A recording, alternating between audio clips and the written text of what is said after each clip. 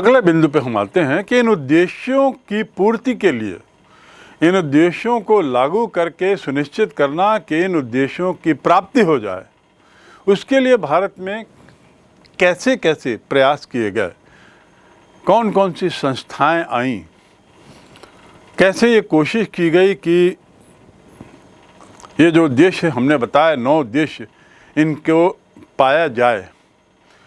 उन संस्थानों की ओर हम थोड़ा मुखातिब होते हैं, जिसमें पहला है प्लानिंग कमीशन यानी योजना आयोग। नियोजित अर्थव्यवस्था को भारत में दिशा देने, उसे लागू करने, दूसरे मायने में लक्ष्यों की, उद्देश्यों की प्राप्ति के लिए जो संस्थाएं थीं, उनमें सबसे अहम संस्था थी योजना आयोग। योजना आयोग एक ऐसी संस्था जिसके संबंध में भारतीय संविधान में कोई उल्लेख नहीं, ये कोई संवैधानिक संस्था नहीं है, याद रखेंगे, लेकिन भारत के आर्थिक विकास की दिशा में सबसे ताकतवर संस्था, देश के सामाजिक और आर्थिक विकास का ये मूल आधार थी। और इसलिए एक तरीके से ये संवैधानिक संस्थाओं से भी ज़्यादा ताकतवर, संवैधानिक संस्थाओं को भी प्रभावित करने वाली संस्था बनी। ये बहुत अहम बिंदु। गैर संवैधानिक संस्था, क्योंकि इसका संविधान में कोई उल्लेख नहीं। इसी यही कारण है कि आज देश के आर्थिक और सामाजिक जीवन पर इस संस्था का काफ़ी प्रभाव, काफ़ी नियंत्रण दिखाई दिया। स्वतंत्रता के बाद देश का जो सामाजिक आर्थिक विकास हुआ है, उस विकास के लिए इस योजना आयोग की स्थापना भारत सरकार ने अपने 15 मार्च 1950 के आदेश के तहत की। 15 मार्च 1950 को योजना आयोग की स्थापना होती है और संवैधानिक नहीं होने के कारण अलग से इसके लिए आदेश निकालते हैं। योजना आयोग का गठन कैसे हुआ, उसमें कौन कौन लोग रहते हैं, कौन कौन लोग रहे। इसमें एक अध्यक्ष होता है, एक उपाध्यक्ष, एक सचिव और कुछ अन्य सदस्य। सदस्यों की संख्या निश्चित नहीं रहती, लेकिन शुरू में प्रधानमंत्री इसके अध्यक्ष होते थे और कुल 6 सदस्य होते थे। धीरे धीरे इनमें सदस्यों की संख्या बढ़ती गई और 1989 में श्री वीपी सिंह जब इसके अध्यक्ष थे प्रधानमंत्री के नाते, तो 9 पूर्णकालिक सदस्यों की नियुक्ति, फुल टाइम मेंबर 9, ये 1989 की बात है। जबकि शुरू में पंडित जवाहरलाल नेहरू एकमात्र मंत्री हुआ करते थे योजना आयोग के सदस्य के नाते और उसके अध्यक्ष होते थे, एकमात्र मंत्री, वो भी प्रधानमंत्री। तो समय के साथ साथ इसमें बदलाव आया था और सामान्यतः जो इसमें जो नामित सदस्य थे सरकार की ओर थे, वो ऐसे विभागों के लोग थे जिनका राष्ट्रीय हित से ताल्लुकात है, जिसमें वित्त मंत्री, गृह मंत्री, रक्षा मंत्री, कृषि मंत्री, योजना मंत्री, सामान्य संसाधन आदि आदि विभाग के। और फिर बाकी लोग अर्थशास्त्री होंगे, विशेषज्ञ होंगे और ऐसे लोगों के नाम जो आर्थिक योजनाओं में जिन्होंने भरपूर योगदान दिया हो, देश की योजनाओं में, उन्हें योजना आयोग के साथ जोड़ लिया जाता है। तो इस प्रकार अध्यक्ष हुए, एक उपाध्यक्ष हुए, एक सचिव हुआ और कुछ सदस्य हुए। योजना आयोग का जो सचिव होता है वो इन्हीं सदस्यों के बीच से एक होता है, लेकिन निश्चित रूप से मंत्री वगैरह नहीं, आधिकारिक स्तर पर किसी व्यक्ति को इसका सचिव बनाया गया। आयोग के उपाध्यक्ष के रूप में मंत्रिमंडल द्वारा किसी मंत्री या व्यक्ति की नियुक्ति की जाती थी जो वहाँ पर स्थायी रूप से रहता था। प्रधानमंत्री तो अध्यक्ष हुए, लेकिन वो पूरे समय वहाँ रह नहीं सकते योजना आयोग के कार्यालय में, और पूरे समय योजना आयोग की गतिविधियों को संचालित करने का समय तो उनके पास होगा नहीं। इसलिए एक उपाध्यक्ष के रूप में एक अन्य सदस्य या एक मंत्री जो मंत्रिमंडल का सदस्य उसे वहाँ बैठा दिया जाता था, उसकी नियुक्ति की जाती थी, बशर्ते वह व्यक्ति ख्यातिनामा अर्थशास्त्री हो, योजनाओं से जुड़ा हुआ हो, उसमें विशेषज्ञ हो या अर्थव्यवस्था के बारे में उसे महारत हासिल हो। संसद या मंत्रिमंडल का सदस्य ना होते हुए भी जो योजना आयोग का उपाध्यक्ष होता था, मैंने कहा ना, या तो मंत्रिमंडल का भी सदस्य हो सकता है या बाहर का भी, जिसे उपाध्यक्ष बनाकर स्थायी रूप से वहाँ रहना होता है, उसे कैबिनेट रैंक के मंत्री का दर्जा दिया जाता है। कैबिनेट रैंक के मंत्री का दर्जा, और अन्य को राज्य मंत्री का दर्जा। आयोग के सभी सदस्य एक बॉडी के रूप में काम करते हैं, निकाय के रूप में, और प्रत्येक सदस्य को एक या उससे ज़्यादा जिम्मेदारियां, योजना से संबंधित जिम्मेदारियां दी जाती हैं। और उपाध्यक्ष सभी विभागों में समन्वय, कोऑर्डिनेशन का काम किया, साथ ही योजनाएं सरकार को देना और उनसे स्वीकृत कराना। तो उपाध्यक्ष के कामों की यदि बात करें तो कोऑर्डिनेशन और योजना आयोग और सरकार के बीच में एक लिंक का काम करना, ये दो कार्य होगा। योजना आयोग जो है उसके, या योजना आयोग जो थी, उसके मुख्य रूप से 3 भाग थे। पहला कार्यक्रम परामर्शदाता संभाग, दूसरा सचिवालय संभाग और तीसरा तकनीकी संभाग। ये उसके 3 अंग हुआ करते थे। परामर्शदाता में 4 वरिष्ठ पदाधिकारी और विभिन्न क्षेत्रों से जुड़े हुए लोग जो उसका अवलोकन करते थे, परिपालन की प्रगति को देखते थे, आदि आदि, और साथ ही आयोग को मदद देते थे। इन परामर्शदाताओं में वित्तीय समस्याएं, लोक सहयोग और योजनाओं के परिपालन संबंधी बातों पर खास ध्यान दिया जाता था।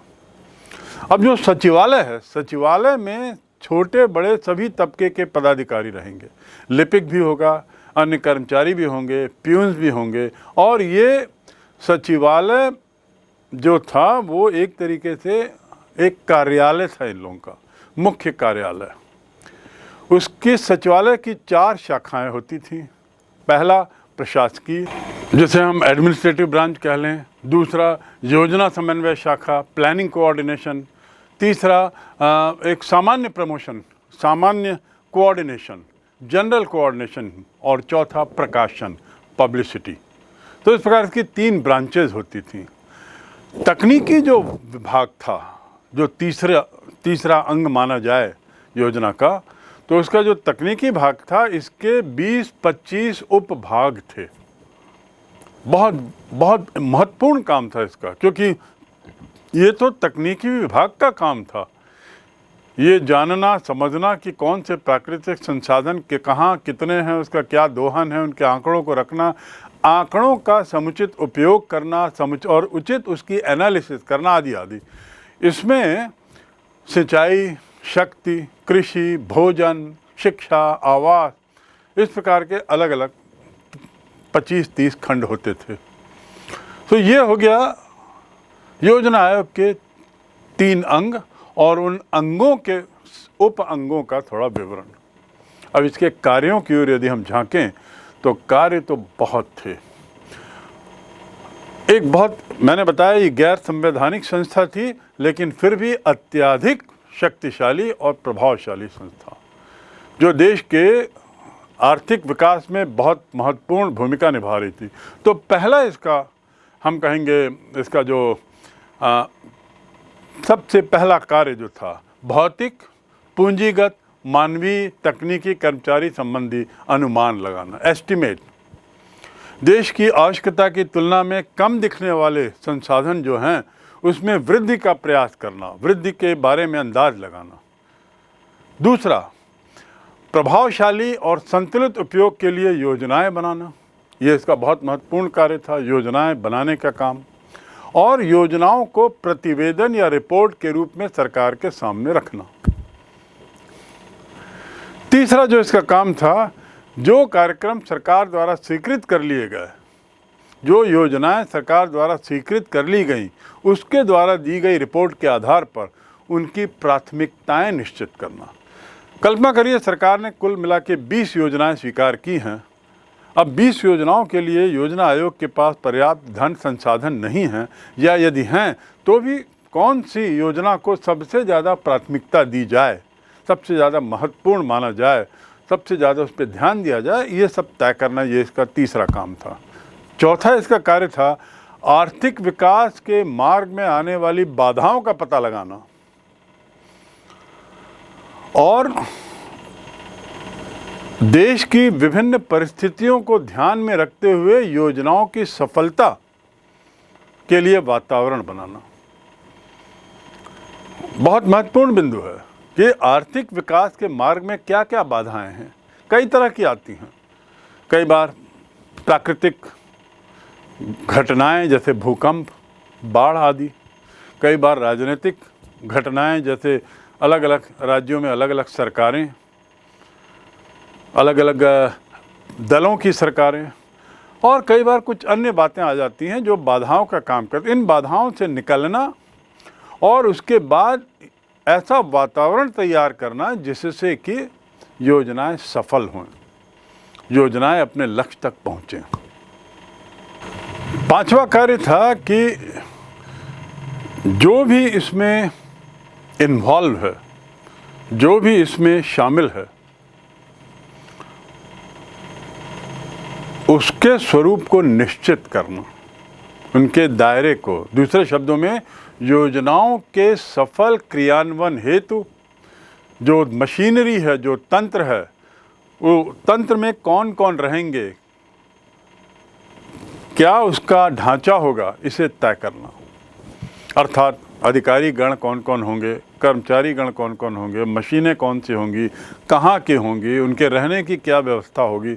एक जगह बांध बनाना है। ये तय हुआ कि एक जगह बहुत बड़ा बांध बनाना है। उस बांध को बनाने में 5 वर्ष लगेगा।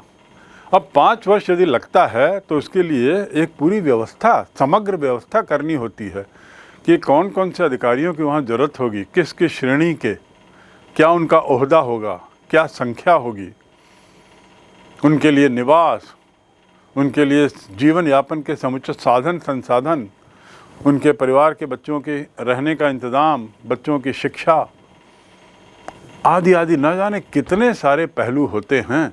इन पहलुओं का स्वरूप निश्चित करने का काम योजना आयोग का था। छठवां जो इसका दायरा था वो था योजनाओं का मूल्यांकन करना समय समय पर। एक योजना जब बनती है तो 5 साल, 8 साल, 10 वर्ष, 15 वर्ष के लिए होती है वो दीर्घकालीन योजना और लघुकालीन योजना। तो मुख्यतः योजना आयोग जो है वो दीर्घकालीन योजनाएं बनाता है और ये सुनिश्चित करने के लिए कि दीर्घकालीन योजना का जो अंतिम लक्ष्य है उसे प्राप्त करने में हम अग्रसर हैं कि नहीं सतत रूप से, वह पीरियडिकली समय समय पर उसका मूल्यांकन करता है, समय समय पर बैठक करके अध्ययन करता है कि लक्ष्य की ओर बढ़ तो रहें कि नहीं। कहीं ऐसा ना हो कि अंत में पाया करोड़ों रुपए खर्च हुए और लक्ष्य प्राप्त ही नहीं हुआ, लक्ष्य से कोसों दूर। तो ये एनालिसिस, पीरियडिक एनालिसिस, योजनाओं की प्रगति का मूल्यांकन बहुत बड़ा उसका कार्य होता है। और इसीलिए मैंने आपको बताया वैकल्पिक योजनाएं, वैकल्पिक सुझाव। यदि किसी कारण से गति में बाधा आई है, किसी कारण से कुछ दिक्कतें आ रही हैं, तो उन दिक्कतों का हल करना, उपायों में आवश्यकतानुसार परिवर्तन करना और फिर नए सुझाव देकर सुनिश्चित करना कि प्रगति अबाधक हो। और अंतिम जो इसका दायरा था वो था तात्कालिक आर्थिक स्थिति, नीतियाँ, कार्यक्रम पे विचार विमर्श हेतु आवश्यक सिफारिशें करना। तात्कालिक मतलब उस समय क्या स्थिति थी, वहाँ की सरकार की क्या नीतियाँ थी, क्षेत्रीय नीतियाँ क्या थी, क्षेत्रीय समस्याएं क्या थीं, इस पर सिफारिश करना और केंद्रीय और राज्य सरकारों के बीच में समन्वय स्थापित करना। तो इस प्रकार ये योजना आयोग के 7 उसके दायरे थे। योजना आयोग की भूमिका क्या थी? तीसरा बिंदु योजना आयोग से संबंधित है, उसकी भूमिका से। योजना आयोग की भूमिका, जैसे मैंने बताया, गैर संवैधानिक होते हुए बहुत शक्तिशाली। तो बार बार ये विवाद होता था कि ये इतनी हावी क्यों हो रही है योजना आयोग, सरकारी तंत्र पर क्या इतना हावी होना इसका उचित है? क्या ये गैर वाजिब नहीं है कि एक गैर संवैधानिक संस्था इतना हावी हो रही हो?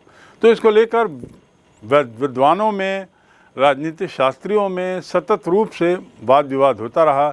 कुछ आलोचकों ने कहा कि ये तो मंत्रिमंडल से भी ज़्यादा शक्तिशाली संस्था हो गई है, क्योंकि संविधान निर्माताओं ने जहाँ बैलेंस की बात की थी, शक्ति संतुलन की बात की थी, योजना आयोग ने तो उसके पूरे रूप को ही बदल डाला। अशोक चंद्र, एक प्रसिद्ध राजनीतिक शास्त्री, उन्होंने कहा ये एक योजना आयोग जो है एक तरीके समानांतर सरकार का रूप ले ली थी। मंत्रिमंडल एक सरकार और योजना आयोग स्वयं में एक अलग सरकार थी। और चूंकि योजना आयोग आर्थिक मामलों से जुड़ी थी, पैसे के मामलों से जुड़ी थी, कई बार तो ऐसा लगता था मानो योजना आयोग मंत्रिमंडल से भी ज़्यादा शक्तिशाली हो गई हो। किसी ने कहा है कि एक प्रशासकीय सुधार आयोग बना था, एडमिनिस्ट्रेटिव रिफॉर्म्स कमीशन, ARC। उसने कहा कि योजना आयोग की जो प्रणाली है वो अच्छी नहीं है। उसने आलोचना की, क्रिटिसिज्म किया, और 1967 में उसने कहा कि दुर्भाग्य से योजना आयोग जो है वो एक समानांतर कैबिनेट चला रही है, सुपर कैबिनेट का काम कर रही है। कुछ लोगों ने यहाँ तक कहा कि उसका ठीक उल्टा, कि योजना आयोग जो है वो प्रभावहीन रही, इसकी जो भी सिफारिश होती स्वीकार नहीं होती। कुछ लोगों ने कहा कि योजना आयोग क्रियान्वित करने के लिए किसी के प्रति उत्तरदायी तो है नहीं, संवैधानिक संस्था नहीं है तो किसी के प्रति इसकी जवाबदेही है नहीं। वो योजनाएं बनाती है, लक्ष्य रखती है, लक्ष्य यदि प्राप्त नहीं होते तो किसको पकड़ा जाए, किसे दोषी माना जाए, किसे सज़ा दी जाए, आदि आदि, ये इसका कोई प्रावधान नहीं है। तो इस प्रकार हम देखते हैं कि योजना आयोग की भूमिका को लेकर बड़े अलग अलग विचार हैं। एक और सुपर कैबिनेट जैसी बात, दूसरी ओर प्रभावहीन बात, और तीसरी ओर योजना आयोग एक ऐसी संस्था जिसके दांत ही नहीं है, नो टीथ, इसको एक ऐसी संस्था जिसकी कोई शक्ति ही नहीं है। और किसी ने यह भी कहा कि ये तो एक ऐसी संस्था है जो किसी के प्रति जिम्मेदार भी नहीं। योजना आयोग के बारे में आपने ये अलग अलग विचार तो सुने, और इन विचारों में मतभेद भी देखा। ये बात तय है कि इन विचारों की सत्यता से नकारा नहीं जा सकता एक ओर जहाँ, वहीं दूसरी ओर इनकी सत्यता पर पूरी तरह सहमति भी नहीं। इसमें संदेह नहीं कि प्रधानमंत्री योजना आयोग के अध्यक्ष हैं और अन्य मंत्री के सदस्य होते, लेकिन और इसमें इनकी महत्वपूर्ण भूमिका होती है, परंतु इसका अर्थ ये नहीं कि योजना आयोग मंत्रिमंडल से भी ज़्यादा प्रभावशाली हो गया है, मंत्रिमंडल से भी ज़्यादा शक्तिशाली हो गया। योजना आयोग विभिन्न योजनाओं में केंद्र और राज्य सरकार के बीच में योगदान देता। किसी भी योजना और परियोजना को बनाने के लिए वो सहमति लेता था। केंद्र और राज्य के द्वारा दिए गए आंकड़ों, उनके द्वारा दी गई जानकारियों के आधार पर ही वह योजनाएं बनाता था। योजनाओं का प्रारूप बनाने के लिए भी वो केंद्र और राज्य सरकारों पर निर्भर रहता था। लेकिन योजना बनाने के लिए जो आंकड़े, जो जानकारियां उसको चाहिए होती थी, उसके लिए वो निश्चित रूप से राज्य सरकार, केंद्र सरकार, मंत्रिमंडल, विभिन्न विभागों पर दबाव तो बनाता था। इसके अलावा इसको क्रियान्वित करने के लिए भी आयोग को केवल वित्तीय सहायता देता है। योजनाओं की वास्तविक क्रियान्वयन तो सरकारों को ही करना है, सरकारों के कर्मचारी को ही करना है। तो इस प्रकार से हम कह सकते थे कि इस तरह की आलोचना कई बार गैर जायज़ भी थी। आलोचकों का ये भी मत है कि सभी सिफारिश स्वीकार नहीं किया जाने के कारण कई बार योजना आयोग एक प्रभावशाली तरीके से अपना दबाव बनाती थी, लेकिन वो सबसे महत्वपूर्ण नहीं है। वास्तविकता तो ये है कि योजना आयोग की अधिकांश सिफारिशें मान ली जाती थीं, स्वीकार की जाती थीं, और योजना आयोग के ऊपर एक और संस्था थी जिसे हम कहते हैं राष्ट्रीय विकास परिषद, नेशनल डेवलपमेंट काउंसिल। तो इसका मतलब ये हुआ कि योजना आयोग सर्वोपरि नहीं थी, इसके ऊपर राष्ट्रीय विकास परिषद थी। और राष्ट्रीय विकास परिषद में कौन थे? सभी राज्यों के मुख्यमंत्री आदि। ये राष्ट्रीय विकास परिषद का ही काम था कि वो योजना आयोग के प्रस्तावों को स्वीकार करती थी और उनके संबंध में सुझाव देती थी। साथ ही ये भी ध्यान रखा जाना चाहिए कि योजना आयोग का गठन जो है वो एक स्पेशलाइज्ड ऑर्गेनाइजेशन, संगठन के रूप में था, विशेषज्ञीय संस्था के रूप में। विशेषज्ञीय संस्था से ताल्लुकात ये कि इसका काम था एक विशेषज्ञ के रूप में काम करना, बस, उससे आगे नहीं। बाकी तो सब सिफारिशें थी, सुझाव थे, मानना ना मानना ये राज्य सरकारों और केंद्र सरकार पर था। तो इस प्रकार काफ़ी हद तक हम कह सकते हैं कि योजना आयोग को लेकर की गई आलोचनाएं उतनी सही नहीं है। इसमें संदेह नहीं कि योजना आयोग अपने दायित्वों के लिए किसी के प्रति उत्तरदायी नहीं है, परंतु इसका अर्थ ये भी नहीं कि योजना आयोग एक अनुत्तरदायी संस्था बन गई। योजना आयोग वास्तव में देखा जाए तो अप्रत्यक्ष रूप से, इनडायरेक्टली लोकसभा के प्रति उत्तरदायी है, क्योंकि सरकार अर्थात मंत्रिमंडल के सदस्य, इसके सदस्य नामित सदस्य हैं और मंत्रिमंडल जो है वो लोकसभा के प्रति उत्तरदायी होती है। इसलिए योजना आयोग अनुत्तरदायी संस्था है, ये कहना गलत है। कुल मिला के कहने का उद्देश्य ये, कहने का तात्पर्य कि योजना आयोग ने अपना कार्य किया है समय पर। कुछ खामियां रही हैं, आलोचनाएं भी हुई हैं, लेकिन इसका जो मूल लक्ष्य था, नियोजित विकास, उस दिशा में इसने काफ़ी सार्थक प्रयास किया। योजना आयोग के विरोध में जो तर्क दिए गए, कुछ का हम जिक्र कर, जिसने उसे आलोचना का पात्र बना दिया, वो ये है कि योजना आयोग के द्वारा जो योजनाएं दी गई और योजना आयोग के द्वारा दी गई योजनाओं की सफलता के आकलन करें तो आप पाएंगे दोनों में बहुत अंतर है। योजना आयोग के द्वारा दी गई योजनाएं और उन योजनाओं की सफलता का भारी अंतर, इसने योजना आयोग को हंसी का पात्र बना के रखा है। यद्यपि ये बात दूसरी है, समझने वाली है कि इसको लागू करने का काम तो राज्य सरकारों, केंद्र सरकार का है, और इसीलिए शायद आयोग से आशाएं रखना उचित नहीं है, ऐसा इन आलोचकों का कहना है। ऊपर कही गई बातें जो योजना आयोग की आलोचना करती हैं, उसमें अगली बात यह है कि ऐसा दिख रहा है कि लगातार योजना आयोग केंद्रीय सरकार पर अपना प्रभाव बढ़ाते जा रही है, और इस प्रकार योजना आयोग जो है एक विशेषज्ञीकृत संस्था ना होकर के उससे कुछ ज़्यादा हो गई है।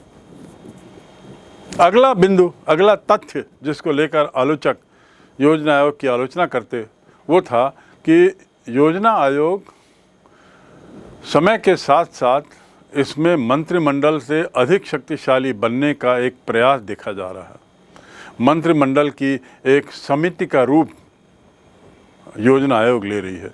योजना आयोग के जो उपाध्यक्ष हुआ करते थे, जिन्हें कैबिनेट रैंक का दर्जा दिया गया था, वो स्वयं में एक मंत्रिमंडल का रूप ले लिए थे, ऐसा कुछ लोगों का कहना है।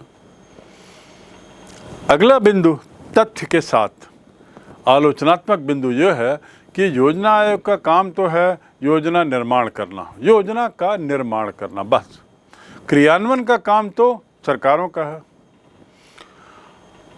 तो निर्माण और क्रियान्वयन ये दो अलग अलग लोगों का यदि हो जाता है तो उसमें उत्तरदायित्व का भी विभाजन हो रहा है,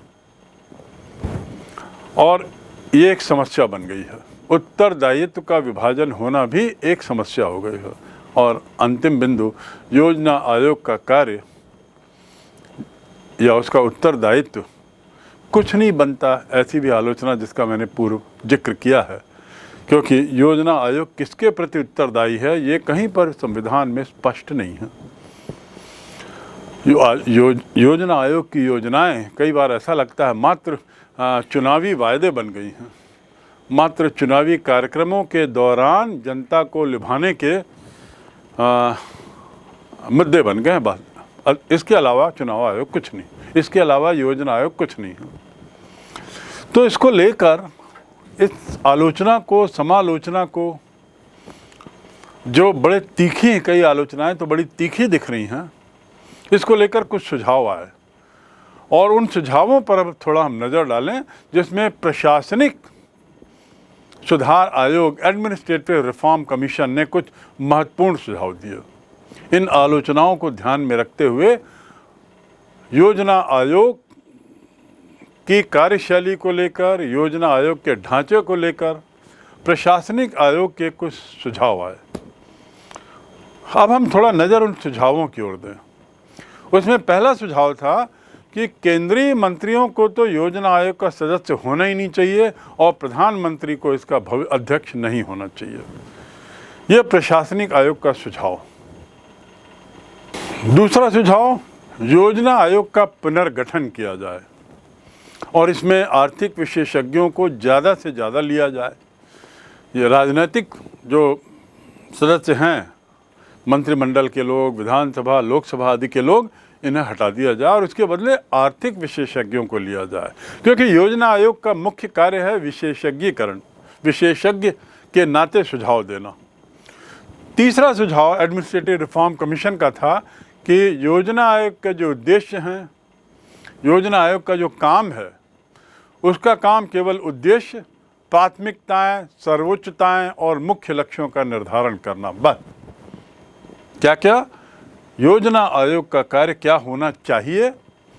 केवल उद्देश्यों का निर्धारण, दूसरा प्राथमिकताओं का निर्धारण, तीसरा सर्वोच्चताओं का निर्धारण और चौथा मुख्य लक्ष्यों का निर्धारण करना, बस। इससे आगे योजना आयोग का दायरा नहीं होना चाहिए, क्योंकि ऐसा नहीं होने के कारण ही योजना आयोग एक तरीके से सुपर कैबिनेट बन चुका है, एक तरीके से मंत्रिमंडल से भी ज़्यादा शक्तिशाली संस्था बन चुका है, एक तरीके से गैर कानूनी संस्था बन चुका है, आदि आदि। और चौथा सुझाव इसका था कि योजना आयोग को जो मुख्य कार्यक्रम हैं उसकी स्वीकृति प्रदान करनी चाहिए। योजना आयोग को मुख्य कार्यक्रमों को स्वीकृति प्रदान करनी चाहिए। पांचवा सुझाव कि जो योजनाएं हैं उसकी तैयारी और क्रियान्वयन का काम राज्य सरकारों पर दे दिया जाए, ताकि राज्य सरकारें इसके क्रियान्वयन के लिए पूरी तरह उत्तरदायी हो जाएं। छठवां सुझाव, तकनीकी जो समूह है इसमें, जिसमें 25 से 30 उपबंध हैं,